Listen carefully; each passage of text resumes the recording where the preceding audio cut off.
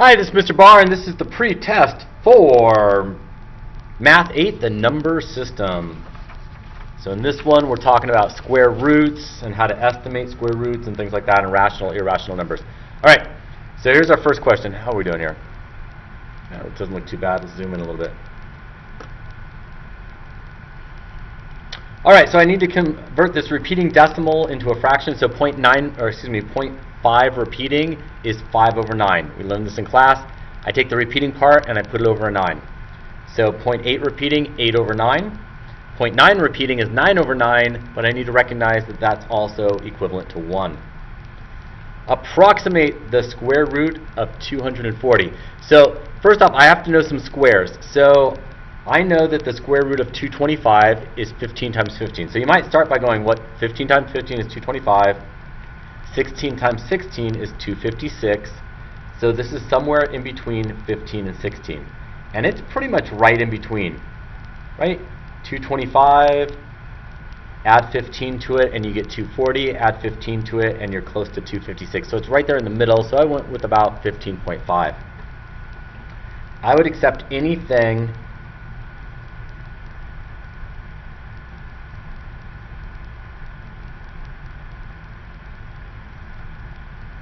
between, I'd go with maybe 15.3 to 15.7 would be an acceptable estimate on this. Select all the expressions that are more than 6 and less than 10. Well, there are two ways of doing this. If I square 6 and 10, I get 36 to 100. So I'm looking for numbers between 36 and 100. So is this between 36 and 100? Yes. Between 36 and 100? No. Between 36 and 100? No. Between 36 and 100? Yes. So those are the two. The square root of 50 is about 7, which is between it. The square root of 23 is about 5, which is not between it. The square root of 110 is above 10, so it doesn't work. And the square root of 67 is about 8. So I'm going to take the square root of this. Before I do anything, I have to simplify this. So this simplifies to about 38, which is going to be a little bit more than 6, right? The square root of 38 is a little bit more than 6, so it fits in right here. Oh, you can't see what I'm doing. Right? So this becomes the square root of 38, and the square root of 38 is a little bit above 6. On this one, I take the square roots first, and then I add them together. So the square root of 50 is a little bit more than 7, so I said it's 7.1. And the square root of 23 is a little bit less than 5, I said 4.8. Add them together, and you get 11.9. And I would accept anything between 11.7 and 12. Determine if each comparison is true. Well, the square root of 50 is about 7. I went 7 plus, a little bit bigger than 7.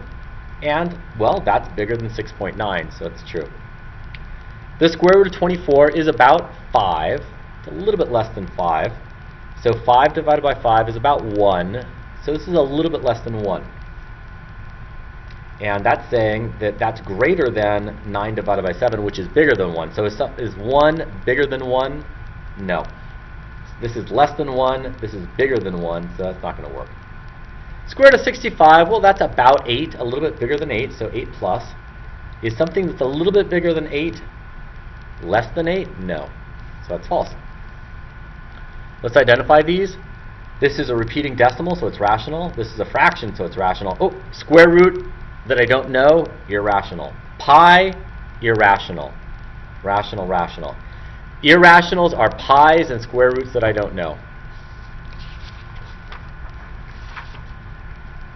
We're going to order these from least to greatest. So I approximated each of these. So the square root of 7 is about 2.5. So 3 plus 2.5 is 5.5.